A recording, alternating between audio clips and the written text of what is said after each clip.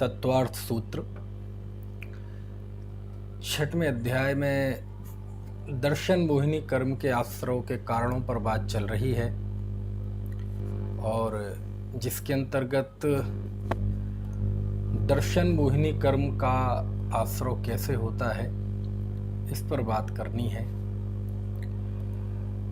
13वां सूत्र केवली श्रुत संग धर्म देवार्ण वादो दर्शन मोहस्य। केवली श्रुत संघ धर्म और देव का अवर्णवाद ये दर्शन मोहिनी कर्म के आश्रव का कारण है। इसमें हमारी बात चल रही थी कि केवली का अवर्णवाद कैसे होता है। केवली से आशय यहाँ देव का अवर्णवाद है ना, क्योंकि देव, दूसरा श्रुत, तीसरा संघ, तो तीनों ही आ गए इसमें। देव शास्त्र गुरु, क्योंकि देव शास्त्र गुरु की यथार्थ श्रद्धा का नाम सम्यक दर्शन है, तो स्वाभाविक है उससे विपरीत जो भी हमारी श्रद्धा की वृत्तियां होंगी, जो भी होगा वो सब दर्शन मोहिनी कर्म के आश्रव का कारण है। यद्यपि मिथ्या दृष्टि जीव के लगातार दर्शन मोहिनी कर्म के आश्रव होता ही रहता है, कोई भी ऐसा समय नहीं आता कि जब उसके दर्शन मोहिनी कर्म के आश्रव ना हो। बावजूद इसके जब ये कार्य होते हैं तो उसका मतलब आश्रव तीव्र होता है ना, उसमें अनुभाग बहुत अधिक पड़ता है। तो केवली के अवर्णवाद कैसे होता है, तो मैंने उसके कई स्तर आपको बताए थे। चूँकि बीच में 5-6 दिन का गैप हो गया, इसलिए थोड़ा सा मुझे अपडेट करना पड़ेगा सॉफ्टवेयर कि केवली का अवर्णवाद एक वो अवर्णवाद जो जैनेतर लोग करते हैं, एक वो अवर्णवाद जो जैन लोग करते हैं, एक वो अवर्णवाद जो जैनी में भी अपने आप को शुद्ध जैनी कहते हैं वो लोग करते हैं, एक वो जो जैनी में विद्वान मनीषीगण करते हैं, और एक वो जो जिसका सब बढ़िया है लेकिन मिथ्या दृष्टि है वो करता है। कैसे करता है? जैनेतर तो इस तरह से केवली का अवर्णवाद करते हैं कि सबसे बड़ा अवर्णवाद क्या है केवली का, कि कोई बीतरागी सर्वज्ञ कोई ऐसा व्यक्तित्व होता है उसकी सत्ता से ही इनकार करे कि नहीं, बीतरागी सर्वज्ञ होते ही नहीं है, सर्वज्ञ होता ही नहीं है ना, जिनेंद्र होते ही नहीं है, भगवान होते ही नहीं है। तो इससे बड़ा अवर्णवाद और क्या हो सकता है। दूसरा, जब हम जैनियों के दायरे में आते हैं तो भगवान में इस तरह की झूठी कल्पनाएं बताना कि भगवान के कबलाहार होता है, भगवान को उपसर्ग होता है, भगवान महावीर को भी पेचिश रोग हो गया था जिसके निवारण के लिए उन्होंने मांस भक्षण किया था। ऐसी ऐसी अनेक झूठी कल्पनाएं जब बीतरागी सर्वज्ञ देव के साथ जोड़ दी जाती हैं तो वो भी अवर्णवाद है ना। तो एक तो हो गया वो अवर्णवाद जो दुनिया करती है, एक वो अवर्णवाद जो जैन करते हैं, जैन में भी श्वेतांबर करते हैं। तो क्या दिगंबर दूध के धुले हैं? नहीं नहीं, अभी आओ आप। दिगंबर भी अनेक तरह से केवली का अवर्णवाद करते हैं। कैसे केवली का अवर्णवाद करते हैं कि केवली को, चूँकि केवली वितरागी होते हैं और सर्वज्ञ होते हैं, क्योंकि यदि गुणस्थान परिपाटी की दृष्टि से देखा जाए तो पहले जीव बीतरागी होता है और उसके बाद सर्वज्ञ होता है। यानी जब भी कोई सर्वज्ञ होगा तो बीतरागता के साथ होगा। तो सच्चे देव का तो लक्षण ही है जो बीतरागी हो, सर्वज्ञ हो। तो मान लीजिए बीतरागता, सर्वज्ञता ये जैनत्व है, ये मतलब सच्चे देव की पहचान है। अब कोई दिगंबर जैनी होकर भी इससे विपरीत कथन करे, इससे विपरीत उनका स्वरूप बताए। मान लीजिए भगवान बीतरागी है और वह उन्हें रागी प्ररूपित करे, कर्ता प्ररूपित करे। उपचार अलग चीज़ है, भक्ति आदि में इस तरह की बातें आती हैं, लेकिन भगवान के वीतराग स्वरूप को बिल्कुल आवरित करके, उसे ढक के उन्हें इस रूप में प्रस्तुत करना कि ये भक्तों का उद्धार करते हैं, हमारी ग्रह दशा शांत करते हैं, हमें निरोग करते हैं, तो ये सारा देव का अवर्णवाद है ना। और आप देखो हमारे यहाँ अतिशय के नाम पे बहुत देव का वर्णवाद, देव मतलब केवली का वर्णवाद, है ना। तो अनेक तरह से वर्णवाद करते हैं। कहीं अब शायद ये पहले बात हो चुकी है हमारी पिछली कक्षा में, इसमें अनेक तरह की जो भ्रांतियाँ चमत्कार के नाम पे, अज्ञानता के नाम पे, है ना, तो कई अतिशय क्षेत्र खड़े हो गए, भगवानों में हमने भेद कर दिए, क्योंकि 24 तीर्थंकर में 4-5 भगवान ही हमारे यहाँ सुपर हिट हैं। शेष को तो कोई 24 तीर्थंकरों के अंदर नाम आ गया तो आ गया, नहीं तो कोई नाम भी नहीं लेता। अनंतनाथ, धर्मनाथ, कुंथुनाथ, इन्हें कौन पूछता है। या तो पार्श्वनाथ, क्योंकि वो रक्षा करते हैं, और पार्श्वनाथ रक्षा करते इतना ही नहीं, 23 तीर्थंकर रक्षा नहीं करते, नहीं, जिस दृष्टि से करते हैं 24 ही करते हैं, और जिस दृष्टि से नहीं करते हैं तो पार्श्वनाथ भी नहीं करते। लेकिन पार्श्वनाथ में भी खास पार्श्वनाथ, जो हमारे रोज़ हम जहाँ मंदिर जाते हैं और वहाँ जो पार्श्वनाथ भगवान विराजमान है, वो नहीं करते रक्षा, बल्कि दूर बैठे कहीं मक्सी जी के पार्श्वनाथ अथवा चिंतामणि के पार्श्वनाथ रक्षा करते हैं। पार्श्वनाथ भी सभी नहीं करते है ना। तो ये सब देवों के अवर्णवाद है, यानी केवली का अवर्णवाद है, यानी भगवान की वो इमेज दुनिया के सामने प्रस्तुत करना, भगवान का वो स्वरूप बताना कि जिसमें भगवान का असल स्वरूप तो आच्छादित हो जाए, उस पर तो पर्दा ढक जाए, और वो स्वरूप उनको दुनिया के सामने बता देना जो उनका स्वरूप है ही नहीं, है ना। चलो ये तो छोड़ दीजिए, ये तो भोले भाले जीव हैं। लेकिन क्या प्रबुद्ध जन, जो विद्वान जन है, मनीषी जन है, ये लोग क्या केवली का वर्णवाद नहीं करते? करते हैं ना, क्यों नहीं करते। मैं बताता हूँ कैसे करते हैं। केवली कहते किसे हैं? सकल द्रव्य के गुण अनंत पर जाए अनंता, जाने एक एक काल प्रगट केवली भगवंता, है ना। जो 3 लोग 3 काल को प्रत्यक्ष जानते हैं, है ना, समस्त द्रव्य और उनकी समस्त पर्यायों को एक साथ प्रत्यक्ष जानते हैं, युगपद जानते हैं, वो सर्वज्ञ कहलाते हैं, वो केवली कहलाते हैं।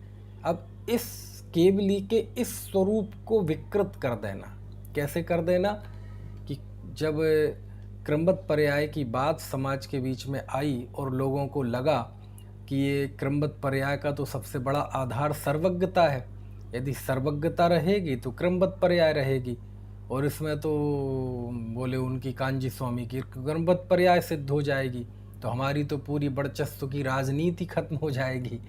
तो जब इस तरह की मानसिकता आई तो उन्होंने सर्वज्ञता का विरोध कर दिया। कैसे सर्वज्ञता का अवर्णवाद कैसे होता है? पहले तो जैनेतर लोग तो कहते थे सर्वज्ञ होते ही नहीं है, लेकिन जैन धर्म का तो आधार ही सर्वज्ञता है। यदि जैन धर्म की ABCD शुरू की जाए कि जैन धर्म की ABCD क्या है? देवशास्त्र गुरु का स्वरूप, उसमें सबसे पहला कौन है? देव। देव किसे कहते हैं? जो बीतरागी सर्वज्ञ हो, है ना। तो जैन धर्म की तो ABCD अल्फाबेट, है ना, पहाड़ा समझ लो, वो सर्वज्ञता से शुरू होता है। क्योंकि कोई भी यदि हमारे यहाँ शास्त्र की परिभाषा क्या दी? अरहंत भास यत्थम गणहर देवे ही गंथयम सम्मम प्रणमामि भक्ति जुत्तो सुदणाण महोदहिम सिरसा। जो अरहंत द्वारा भाषित हो, है ना। समंत भद्र स्वामी ने रत्नकर्ण श्रावकाचार्य में शास्त्र की पहली शर्त क्या रखी? आप तो पज्ञ, वह आप्त के द्वारा कहा हुआ होना चाहिए। तो यहाँ तो जिनवाणी की शर्त ही है कि वह सर्वज्ञ द्वारा कही हो, सर्वज्ञ प्रणीत हो, अरहंत भाषयत्थम, है ना। क्यों? क्योंकि जो भी रागी जीव होगा वह प्रामाणिक नहीं होता, और अल्पज्ञ जीव होता है वह प्रामाणिक नहीं होता। ठीक है। ये दुनिया में जितने भी पुस्तकालय हैं, लाइब्रेरी हैं, मंदिर हैं, तीर्थ हैं, वहाँ जितने भी हमारे करोड़ों की संख्या में शास्त्र रखे हुए हैं, वो शास्त्र केवल इसलिए हैं कि वो सर्वज्ञ प्रणीत हैं। वही कागज रहेगा, वही ग्रंथ रहेंगे, वही गाथा रहेगी, लेकिन वो शास्त्र 1 मिनट में सब रद्दी हो जाएगा। क्यों? उसमें से सर्वज्ञता को हटा दो। समझ में आए ना। क्योंकि 6 द्रव्य किसने देखे? सर्वज्ञ ने। 7 तत्व किसने जाने? सर्वज्ञ ने। भूत भविष्य वर्तमान की 24 किसने जानी? सर्वज्ञ ने। 8 कर्म 148 प्रकृतियां किसने जानी? सर्वज्ञ ने। तो जो साधना के आधार हैं, जो धर्म के आधारभूत बिंदु हैं, वो सभी सर्वज्ञता के आधार से हैं, है ना। लेकिन कमाल की बात यह है कि जब क्रमबद्ध पर्याय की बात आई तो लोगों ने सर्वज्ञता को ही उड़ा दिया। कैसे उड़ा दिया? किसी ने कहा कि सर्वज्ञ तो भविष्य को जानते ही नहीं है। अब ये तो बात चल नहीं सकती, तो फिर कहा जानते हैं लेकिन शर्त सहित जानते हैं। कुल मिला के ऐसे ऐसे उपक्रम किए गए, ऐसे ऐसे उपक्रम किए गए।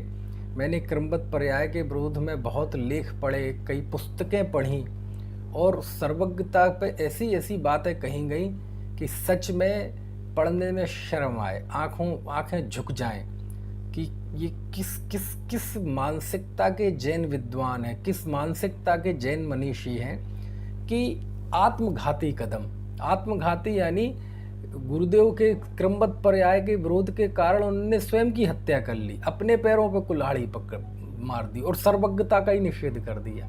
किसी ने लिख दिया कि सर्वज्ञ सबको नहीं जानते, कुछ को जानते हैं। किसी ने तो ये तक कह दिया कि ये तो भक्ति में कह दिया क्या कि भगवान सब जानते हैं, है ना। खैर, तो इस तरह से अवर्णवाद होता है। चलो अगला, यहाँ तक तो चर्चा लगभग पिछली क्लास में हो गई थी, अब इसके आगे बढ़ना है।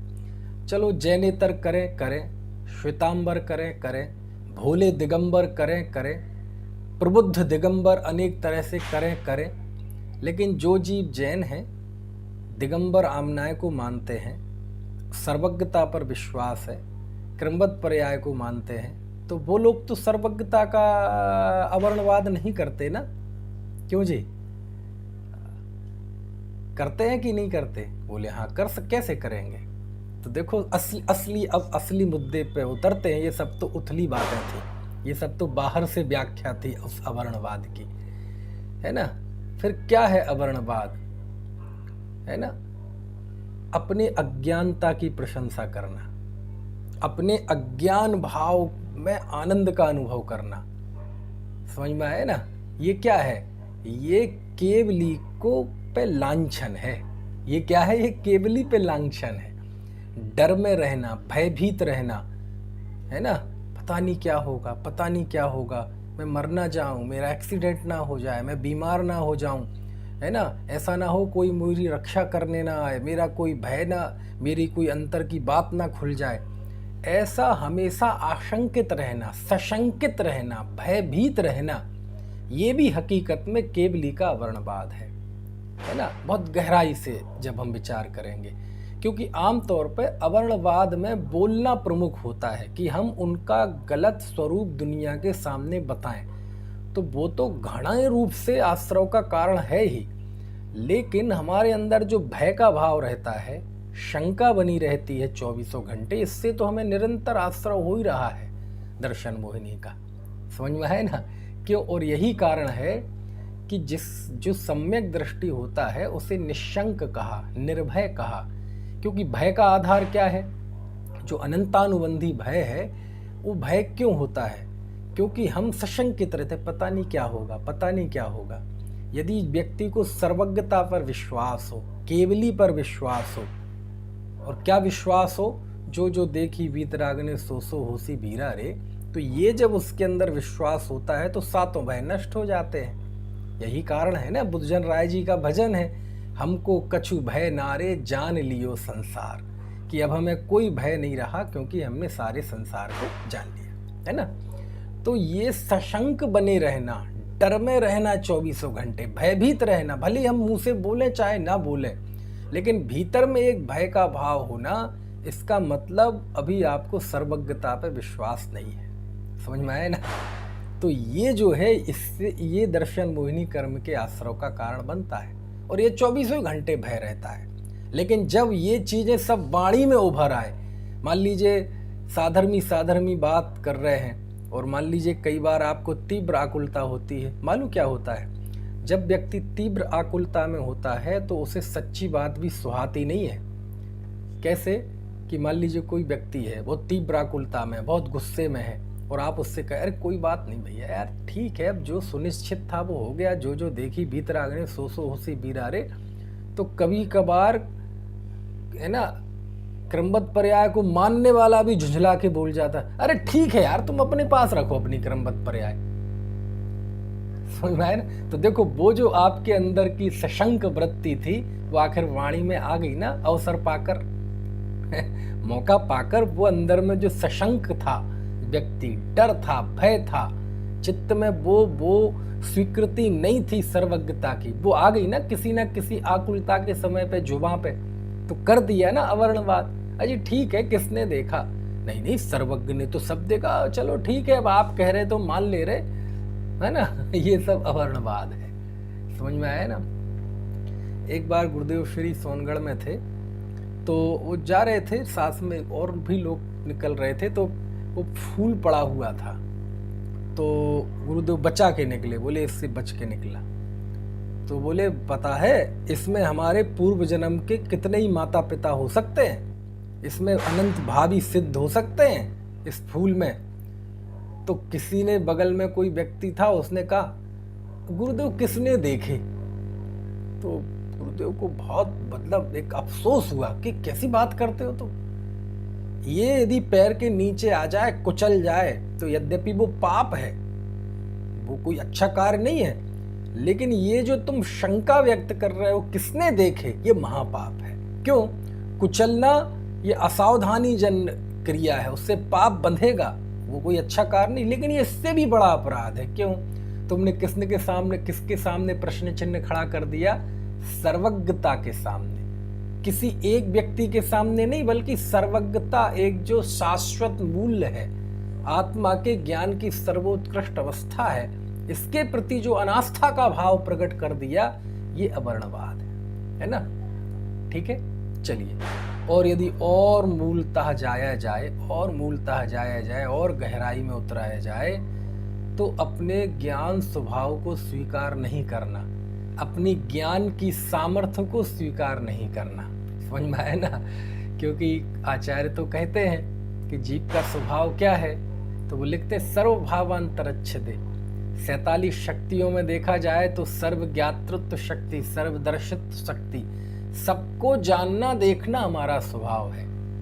और बोलो, सर्वज्ञता को स्वीकार किए बिना क्या इस स्वरूप को स्वीकार किया जा सकता है? अथवा यूं कहें, इस स्वरूप को स्वीकार करे बिना क्या सर्वज्ञता की स्वीकृति हो सकती है? आप देखो, आचार्य कुंद देव के पास जब हम जाएं उनके चरणों में, तो जब वो प्रवचन सार में लिखते हैं, तो वहाँ आत्मा को सर्वज्ञ सिद्ध करते हैं, और सर्वज्ञता के पीछे उन्होंने जो युक्ति दी, हेतु दिया, वो क्या दिया? आदाणाण पमाणम णाणम णेयप्यमाणम उद्दिष्टम णेयम लोया लोयम तम्मा आदाहु सब्ब गयम। आदाणाण प्रमाणम, आत्मा ज्ञान प्रमाण है। आत्मा कितना? बोले जितना ज्ञान है उतना आत्मा है। आदाणाण प्रमाणम, आत्मा ज्ञान प्रमाण है। णाणम णेयप्यमाणम उद्दिष्टम, और जो गे है, ज्ञान है, वो गे प्रमाण है। और गे कैसे है? णेयम लोया लोयम, गे लोक है। इससे क्या सिद्ध हुआ? तम्हा आदाहु सब्ब गेयम, इस तरह आत्मा सर्वगत है ना। ऐसे गजब बताया है। खैर, तो अपने स्वभाव, अपनी सामर्थ्य की स्वीकृति ना होना, क्योंकि जब तक सामर्थ्य की स्वीकृति नहीं होगी, वो पर्याय मूल रहेगा, वो अल्पज्ञता में ही मूल रहेगा, तो उससे निरंतर दर्शन मोहिनी कर्म का आश्रय होता है। तो जब तक जीव को स्वभाव की प्रतीति नहीं है, वो तो 24 घंटे दर्शन मोहिनी कर्म का आश्रय वो कर ही रहा है। लेकिन जब ये अज्ञान भाव जब एकदम जुबां पे आ जाता है, समझ में आया ना, जब एकदम दिमाग में छा जाता है, तीव्र आकुलित होते हैं, सशंकित हो जाते हैं, अंट शंट वचन बोलने लगते हैं, अनेक उपक्रमों से सर्वज्ञता का अपलाप करते हैं, तो उस समय उस ज्ञान दर्शन मोहिनी कर्म का बहुत तीव्र स्थिति अनुभाग वाला आश्रय होता है। ठीक है, उसी को यहाँ बताते हैं। ठीक है, तो आप बताओ, आपके मन में आता है और किस किस तरह से केवली का जो अवर्णवाद होता है ना। केवली का अवर्णवाद मतलब केवल उनकी केवल ज्ञान की तरफ से नहीं, ये तो मैं आपको समझाने के लिए बता रहा हूँ, किसी भी तरह से, है ना। भगवान को किस रूप में देखना? अब आप देखो, आप जाओ, अरे अभी कुछ दिन पहले यहाँ अभी चिदायतन में एक दिन का प्रोग्राम हुआ था, तो हमारे कोटा से चेतन शास्त्री जी आए थे, तो बंगाल होके आए। तो बंगाल में एक स्थान ऐसा बताया उन्होंने, ज़िले में लाखों जिन प्रतिमाएं हैं, उस ज़िले में लाखों जिन प्रतिमाएं, और एक परिसर में वो वहाँ गए तो वहाँ जैनियों को जाने नहीं देते, और आते हैं जैनी तो वहाँ लोगों उन्होंने कब्जा कर रखा है दूसरे लोगों ने। तो चौथे काल की प्रतिमा, आदिनाथ भगवान की प्रतिमा नहीं, महावीर भगवान की प्रतिमा, और वो उसके सामने बलि देते हैं, भगवान के सामने बलि देते हैं। सोचो आप, समझ में आए ना। वो कोई पता चले जैनी आए तो वहीं भगवान के सामने वो मुर्गा काट के वो रख देते हैं ताकि ये लोग आए ही ना यहाँ। उनने खुद दिखाया कि देखो ये है। वहाँ फ़ोटो वोटो खींचने नहीं देते, लेकिन वो गए, बारिश होने लगी तो लोग देख नहीं पाए, उन्होंने वहाँ वीडियो बनाया, अमित शाह को भेजा। अब वो होगा तो क्या पता नहीं। कहने का आशा यही है, क्या होगा तो बीतरागियों का अवर्णवाद करना। सर्व बीतराग सर्वग एक व्यक्तित्व है, तो उसके स्वरूप से जो भी छेड़खानी होगी वो सब अवर्णवाद कहलाता है। समझ में आ रही है कि नहीं। आप देखो, जैसे अनेक जगह पे जाओ तो हमारे यहाँ मुनि सुब्रतनाथ भगवान ही हैं, जिनको शनि ठीक करने के लिए सुनिश्चित कर रखा है हमने, एक ड्यूटी दे रखी ना। मुनि सुब्रतनाथ है ना, मुनि सुब्रत या मुनि सुब्रतनाथ भगवान है शायद, उनको ये डिपार्टमेंट दे रखा है कि ये हमारा शनि ठीक करते हैं। तो ये अवर्णवाद है। शीतलनाथ भगवान को एक काम दे रखा है कि किसी को चेचक निकल आए तो शीतलनाथ भगवान की पूजा करो तो आपका चेचक ठीक हो जाएगा। ये अवर्णवाद है, ये भगवान का अवर्णवाद है। समझ में आया ना। भगवान महावीर बोले भगवान महावीर की उपासना करो तो संतान की उत्पत्ति हो जाती है ना। हमारे यहाँ भगवान महावीर जी जाते हैं, ये भगवान का अवर्णवाद है। समझ में आ रही है बात, है ना। ऐसी कहीं जाओ, बोले यहाँ का क्या अतिशय है, बोले यहाँ भगवान को पसीना आता है। अच्छा जी, तुम जैसे भक्त सामने आ जाएंगे तो भगवान को तो पसीना आना ही है। ये अवर्णवाद है ना। हाँ, ये बता रही जहाजपुर में मुनि सुब्रतनाथ भगवान, है ना। ऐसे आपको पता, भगवानों को ग्रहों में बांट दिया, है ना। और हल्ला गुल्ला दूर करने के लिए तो शांतिनाथ भगवान काम में आते ही हैं। जरा सा भी शोरगुल होता हो तो शांतिनाथ भगवान की जय, है ना। तो यदि शांतिनाथ भगवान का नाम शांतिनाथ भगवान नहीं होता, तो यदि उनका नाम कोई और नाम होता तो फिर वो शांति नहीं कर सकते थे। लेकिन क्या करें, ऐसे सब अज्ञानता चलती है, ऐसे अवर्णवाद चलता है भगवानों का। मल्लीनाथ को स्त्री के रूप में देखना, ये उनका अवर्णवाद है ना।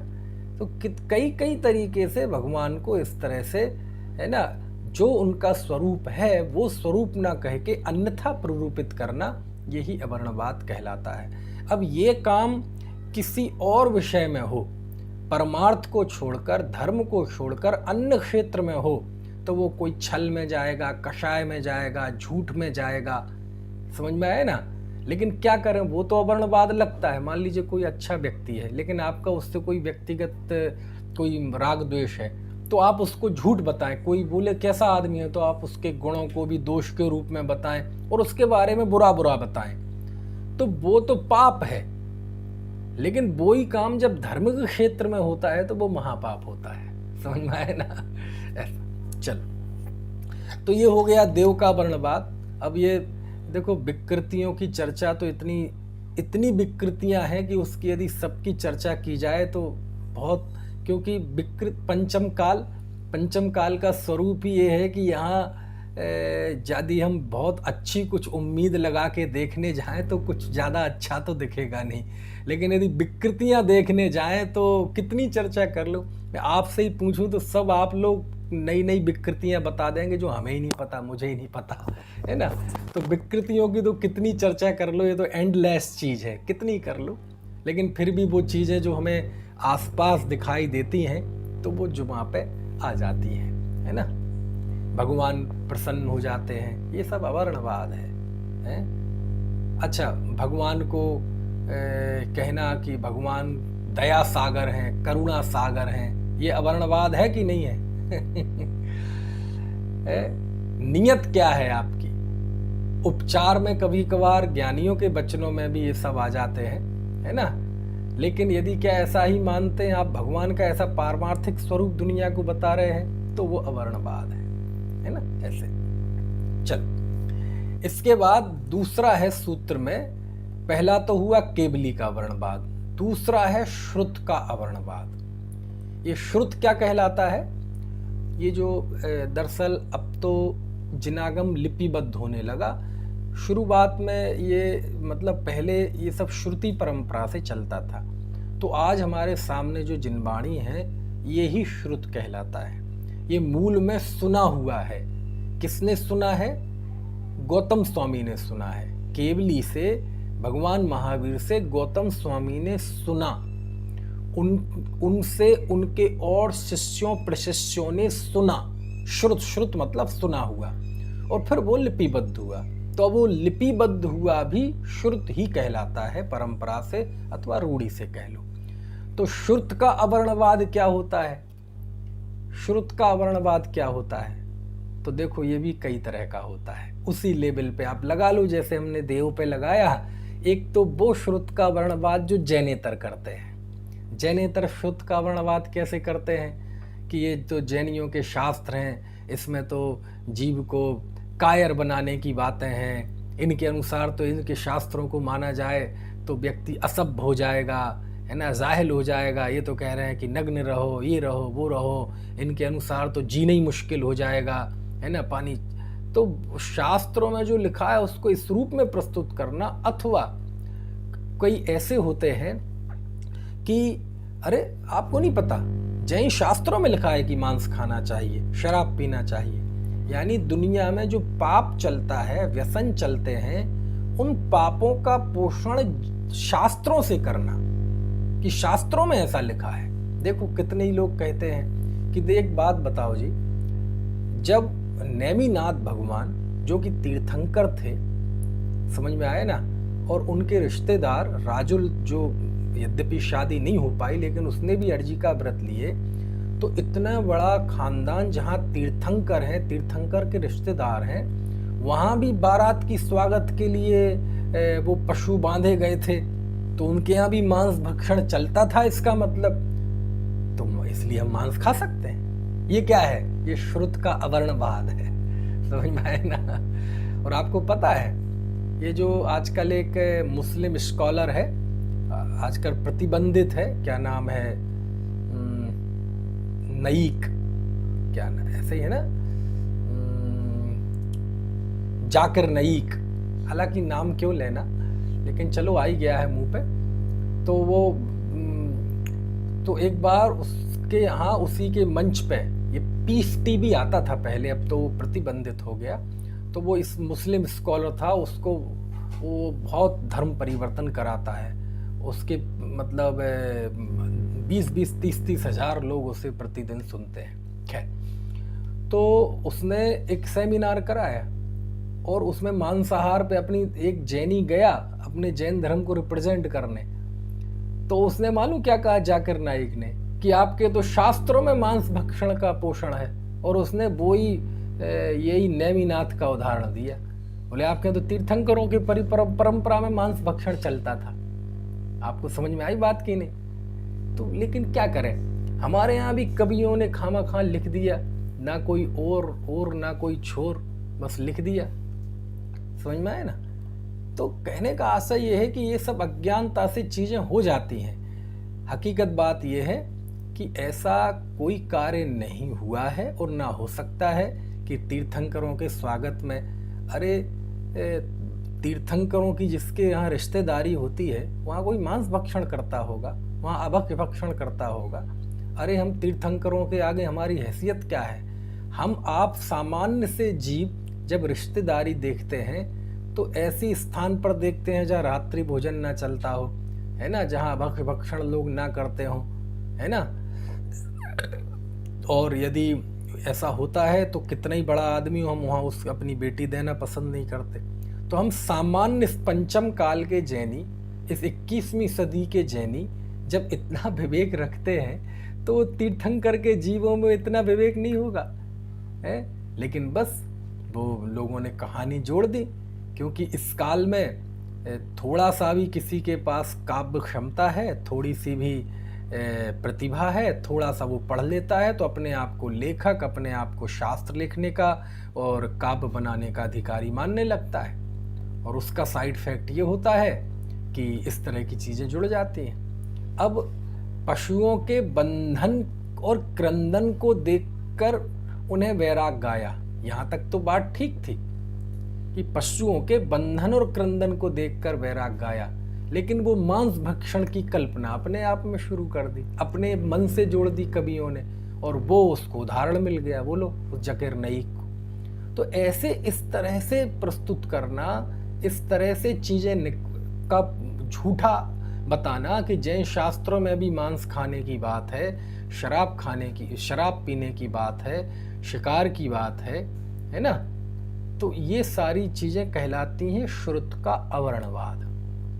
ये क्या कहलाती हैं? श्रुत का अवर्णवाद। समझ में आती है बात कि नहीं? चलो अगली बात, तो बात वहीं फिर आती है कि ऐसा श्रुत का अवर्णवाद क्या जैनेतर लोग ही करते हैं? क्या जैन लोग इस तरह का अवर्णवाद नहीं करते? नहीं, जैन लोग भी करते हैं। जैन लोग कैसे करेंगे श्रुत का अवर्णवाद? तो ऐसा होता है कि मान लीजिए ऐसे ऐसे आपको पता है जैन शास्त्रों में भी ऐसे ऐसे लोग हुए हैं कि उन्होंने अनेक झूठी बातें लिख दी, बहुत झूठी बातें लिख दी, और झूठी बातें लिखने के बाद उन रचनाओं का नाम मालूम किन के नाम पे रख दिया? प्राचीन आचार्यों के नाम पे। यानी जो हमारे प्राचीन आचार्य हैं, जो बहुत मान्य आचार्य हैं, है ना, जिन आचार्यों के नाम पे हमें रोमांच हो जाता है, और ऐसे बड़े बड़े महान आचार्यों के नाम पे उन्होंने रचनाएं लिख दी। क्योंकि पुराना समय था, इंटरनेट था नहीं, संचार के माध्यम थे नहीं, छापा खाने थे नहीं, हाथ से लिखते थे, तो वो कई कई ऐसी बातें लिख देते थे और उसमें नाम जोड़ते थे किसी प्राचीन आचार्य का।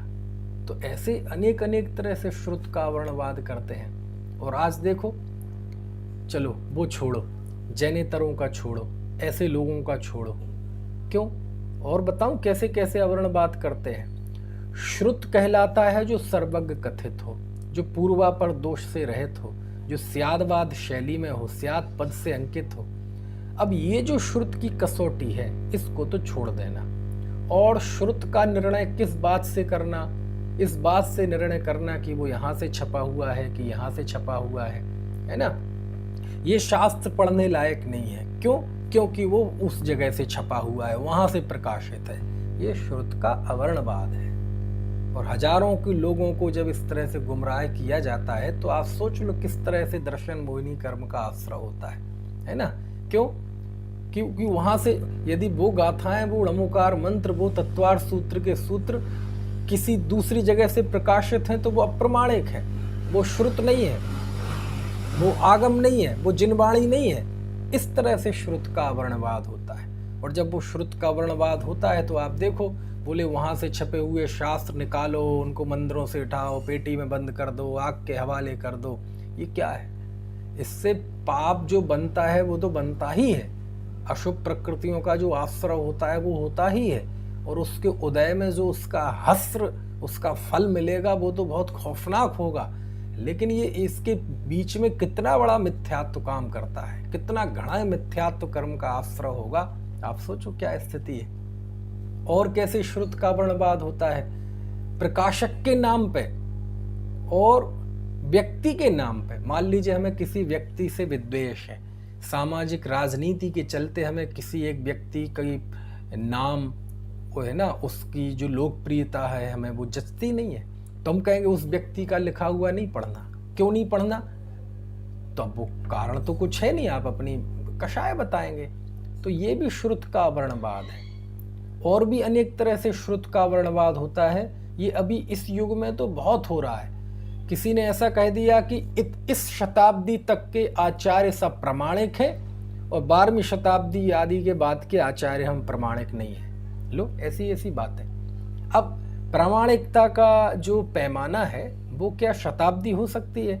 कि इस समय तक के आचार प्रामाणिक और इस समय के बाद के आचार प्रामाणिक नहीं है। ऐसा है, समझ में आया ना, ऐसा है। माने आप जरूरी नहीं है, कई लोग कई चीजों के प्रमाण पूछते हैं, इसका आगम प्रमाण क्या है, आप दे देंगे तो कहेंगे तो इस शताब्दी के, हम इस शताब्दी के बाद के आचार्यों को नहीं मानते।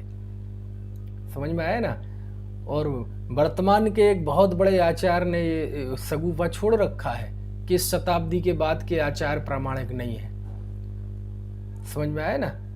तो हमारे एक बड़े भाई साहब हैं पंडित देवेंद्र जी बिदोलिया, उनके सामने किसी ने ऐसा तर्क रखा तो उन्होंने मालूम क्या जवाब दिया, ये जो आचार्य कह रहे हैं वो कौन सी शताब्दी के हैं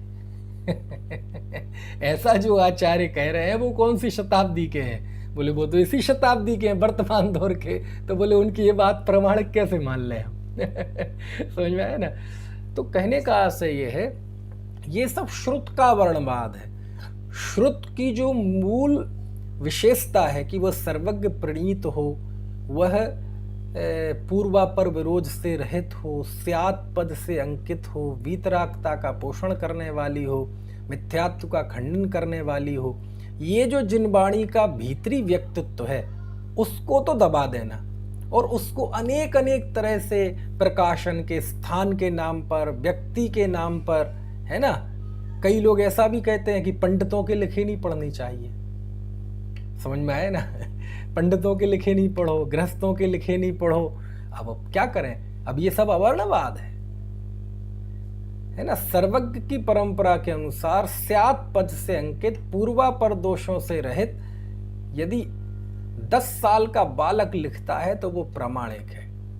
और कोई भले ही 90 साल का बुजुर्ग हो, है ना, 80 साल जिसे दीक्षा लिए हुए हो गए हों, बहुत बड़े आचार्य हों, लेकिन उनकी वाणी में हठ है, आग्रह है, राग है, कषाय है ना, परंपरा से विरोध है, तो वह श्रुत नहीं है।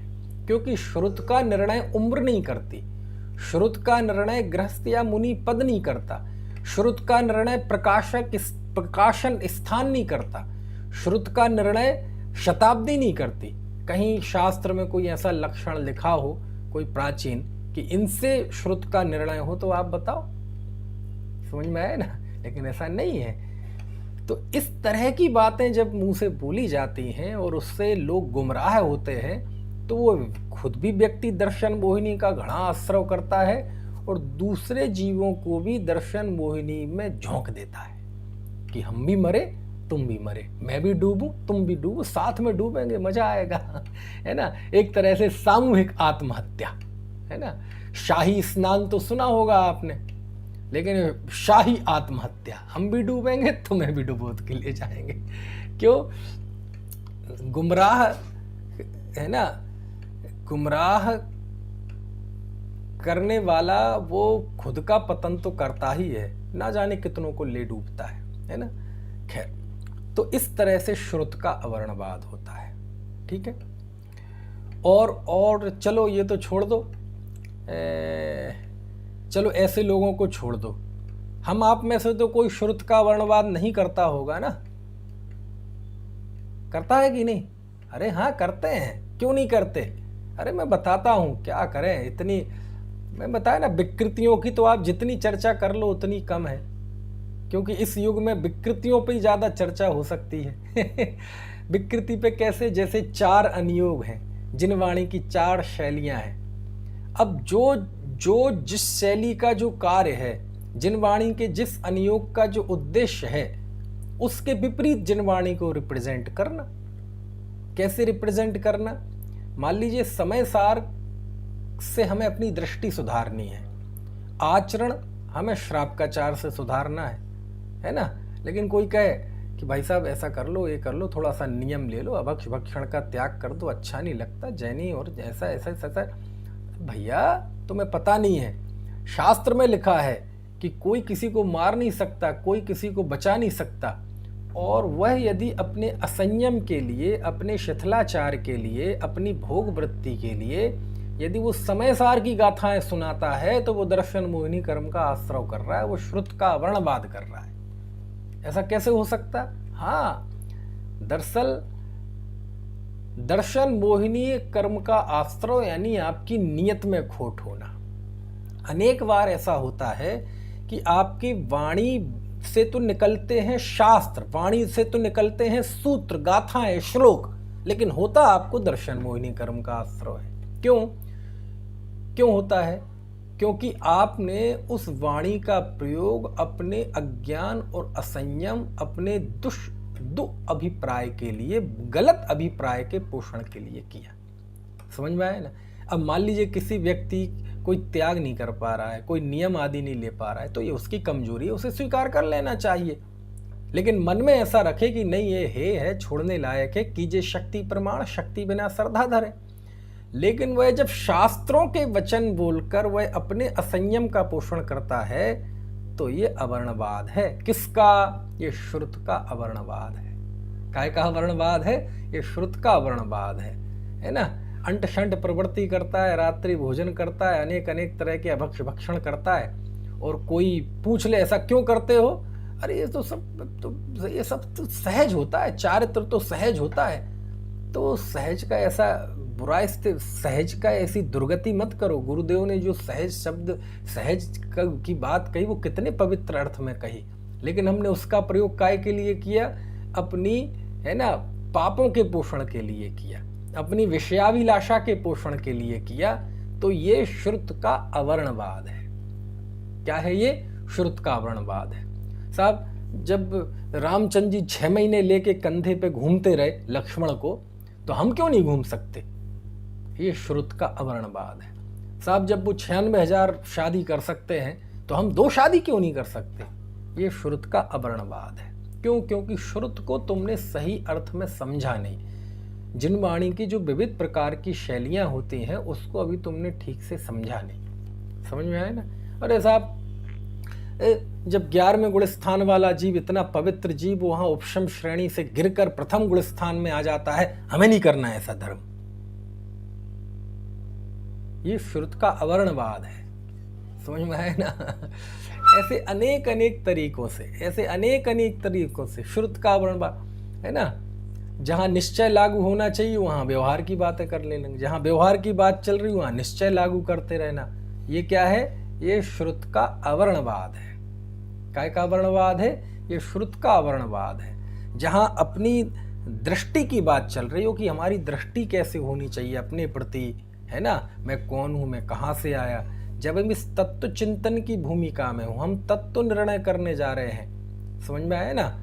और वहाँ दूसरी बातें करने लगना कि अरे तुम मनुष्य आयु वाले हो, मनुष्य गति वाले हो, है ना। कहते चुप रहो, अभी नहीं। ये अवर्णवाद है, क्योंकि ये जो 4 अनुयोग हैं हमारे जीवन के 4 बुराइयों को खत्म करते हैं।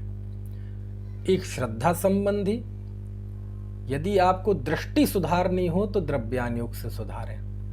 हमारे आचरण में जो बुराइयां होती हैं उसको ठीक करता है चरणानुयोग।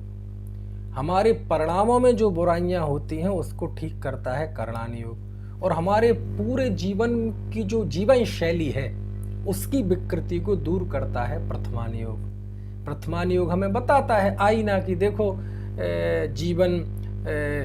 जीवनदर सेठ का भी था, जीवन जम्बू स्वामी का भी था, जीवन चेलना का भी था, अंजना का भी था, सीता का भी था, और तुम्हारा क्या है।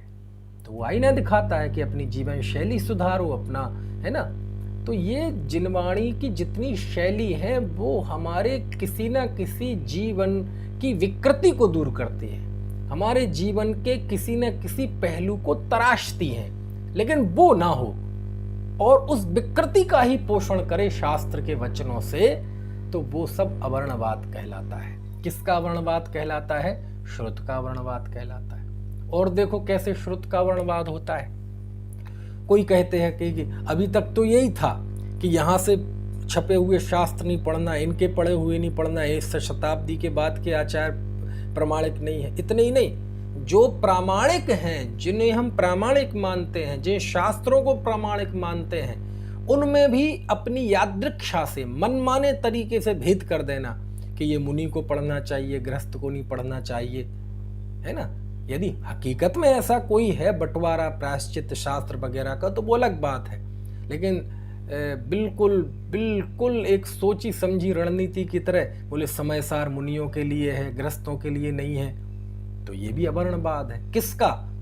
ये भी श्रुत का अवर्णवाद है। क्यों? आचार्य कह रहे हैं कि मैं उस जीव के लिए समय सार लिख रहा हूं जिसने काम भोग बंध की कथा सुनी, परिचय किया, अनुभव किया, और आत्मा की चर्चा सुनी नहीं, परिचय नहीं किया, अनुभव नहीं किया, मैं उसके लिए ये शुद्ध आत्मा दिखाऊंगा समय सार में। यानी एक बहिर्मुख मिथ्या दृष्टि जीव के लिए समय सार लिख रहे हैं। वो कोई भी हो सकता है, वो कपड़े वाला हो चाहे गैर कपड़े वाला हो, ये it's not matter, it doesn't matter, ये कोई विषय नहीं है। उन्होंने तो पर्याय मूढ़ जीव के लिए समय सार लिखा, लेकिन कहते नहीं मुनियों के लिए। यदि कोई ये कहता है कि समय सार मुनियों के लिए है, तो ये हमारे पूरी मुनि परंपरा को बहुत बड़ा लांछन है। कैसे उमाकांत जी? क्यों? क्योंकि कुंद आचार्य कह रहे हैं कि मैं समय सार उसके लिए लिख रहा हूं जिसे आत्मा का ज्ञान नहीं है। और यदि आप ये मानता है कि ये मुनियों के पढ़ने की है, इसका मतलब आप ये मानते हैं कि ये मुनियों को आत्मज्ञान नहीं होता। समझ में आया ना?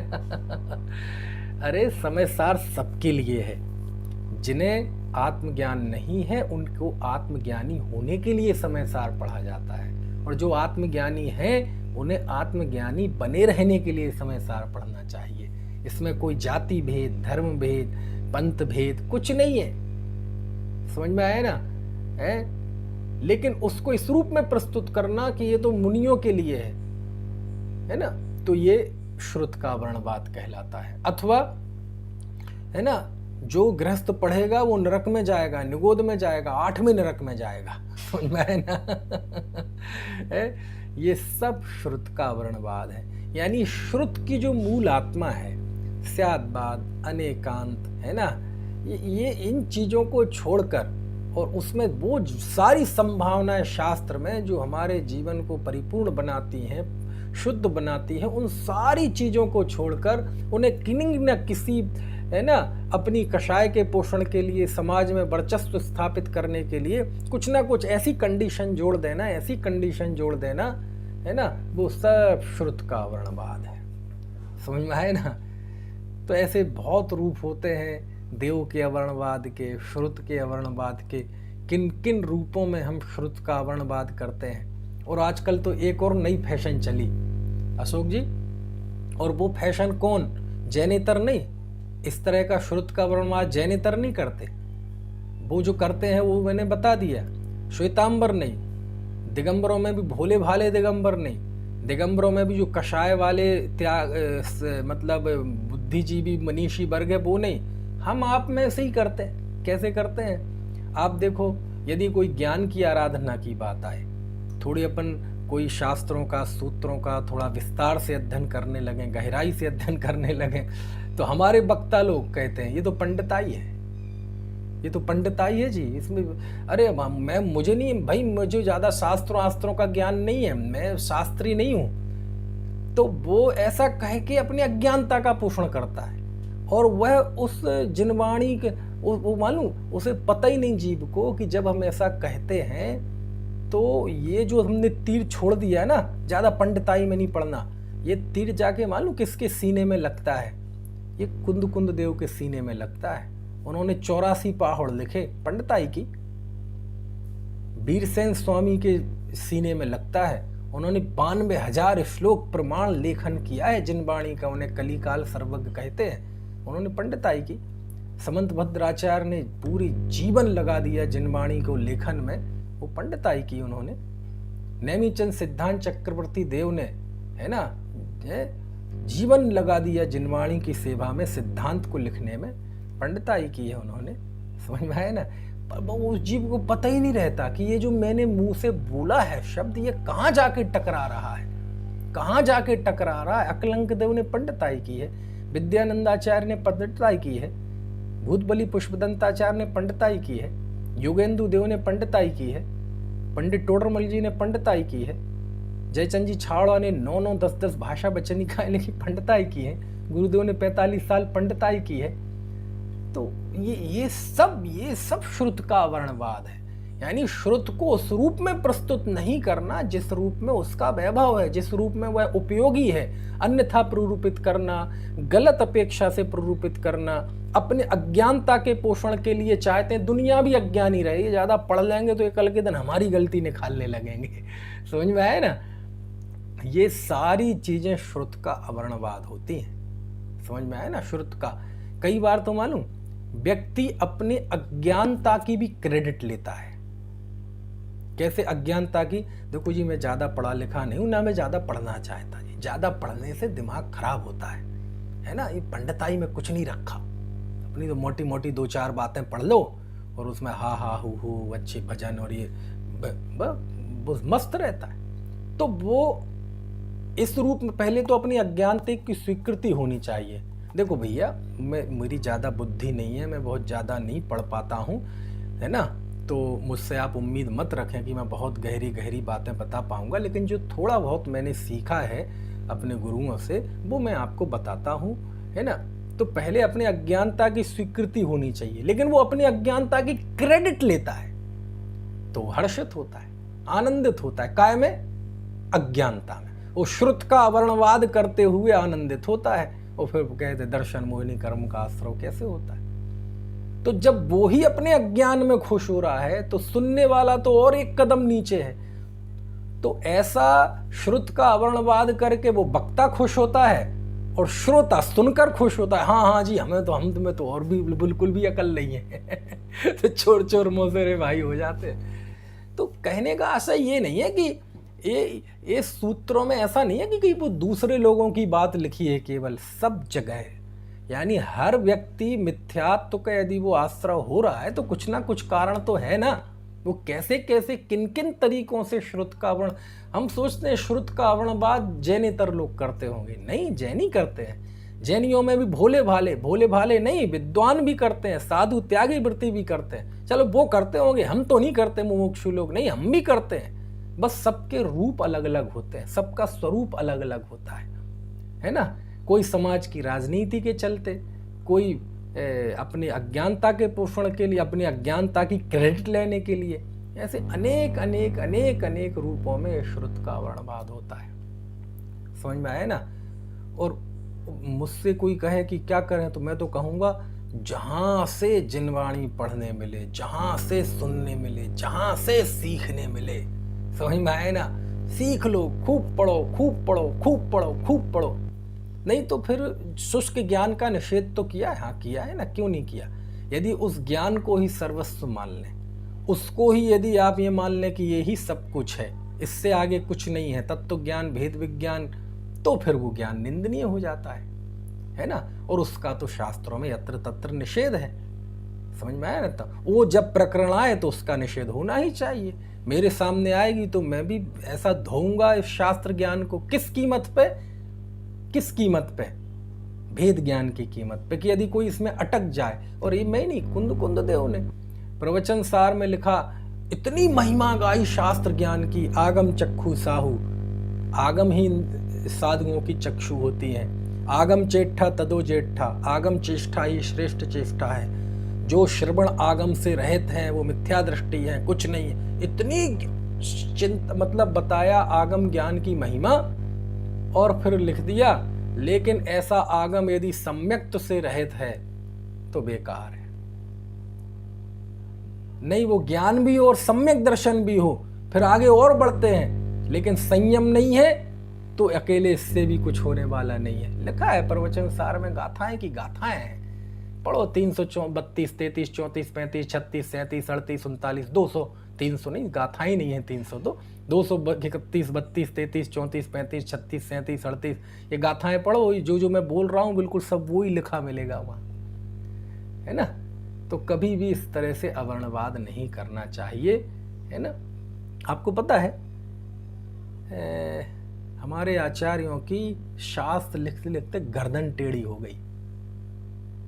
शास्त्र लेखन की कीमत पे पंडित टोडरमल जी को क्या हुआ था पता है आपको? मृत्यु दंड की त्रासदी झेलनी पड़ी। इसी कीमत पर निकलंक ने अपना बलिदान दिया था कि नहीं? इसलिए, और हमारे लिए एक शब्द में उड़ा दे तो पंडिताई है। समझ में आया ना? तो कहने का आशय है ऐसे ऐसे नहीं करना। किसी धर्म के किसी भी अंग का माहौल नहीं बनाना चाहिए, चाहे वो शास्त्र ज्ञान हो, चाहे व्रत हो, चाहे उपवास हो, चाहे संयम हो, चाहे नियम हो, है ना। हाँ, आत्मज्ञान की वेदी पर, आत्म स्वभाव की वेदी पर जब शास्त्र में उसकी बात आती है तो उपेक्षित हो ही जाते हैं। जब भेद विज्ञान की बात चलती है, भेद विज्ञान हमारे मस्तिष्क पर सबसे ऊपर हो तो ये नीचे की चीजें, इनकी उपेक्षा कदाचित होती है ना। नहीं तो फिर वो वैसा हो जाता है, वो बनारसी दास जी जैसा, करनी को रसी मिट गयो भयो न आत्म स्वाद, भई बनारसी की दशा जथा ऊँट को पाद। है ना, ऊँट पटांग, पाद मतलब पैर, ऊँट पटांग, कि करनी का रस चला गया और आत्मज्ञान हुआ नहीं, तो धोबी के गधे जैसी स्थिति हो गई, ना घर के रहे और ना घाट के रहे। समझ में आया ना। तो खैर वो तो अलग विषय हो गया।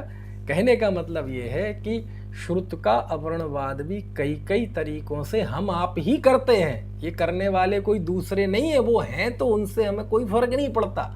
लेकिन हम जो आपस में करते हैं श्रुत का अवर्णवाद कई कई तरीके से, उसके अध्ययन का निषेध करके, उसके अध्ययन अध्यापन को पंडिताई कह के, अपने अज्ञानता को की क्रेडिट लेकर, अथवा कितना साहित्य प्रकाशन हो रहा है, क्यों हो रहा है, क्या जरूरत है इसकी, ये सारी चीजें, ये सब श्रुत का वर्णवाद होता है। समझ में आया ना। चलो, तो अभी समय हो गया है ना। बाकी की चर्चा हम कल करेंगे। आप में से किसी का कोई प्रश्न हो तो पूछ लीजिए, नहीं तो बाकी की चर्चा कल करेंगे। आज नेट की बीच में प्रॉब्लम गई और एट ए टाइम पता नहीं यूट्यूब पे भी नहीं चल पाया, लाइव स्ट्रीमिंग नहीं हुई। पता नहीं 5-6 दिन में क्या कुछ सेटिंग वगैरह बिगड़ गई हो, पहले से ध्यान नहीं दिया, एन वक्त पे वो हुआ नहीं, है ना। तो ये रिकॉर्डिंग तो हो रही है, अभी मैं थोड़ी देर में डाल दूंगा, तो यूट्यूब पे जो सुनते हैं वो भी सुन लेंगे, है ना। किसी को कोई प्रश्न है? चलिए, तो जिनवाणी स्तुति करते हैं ना।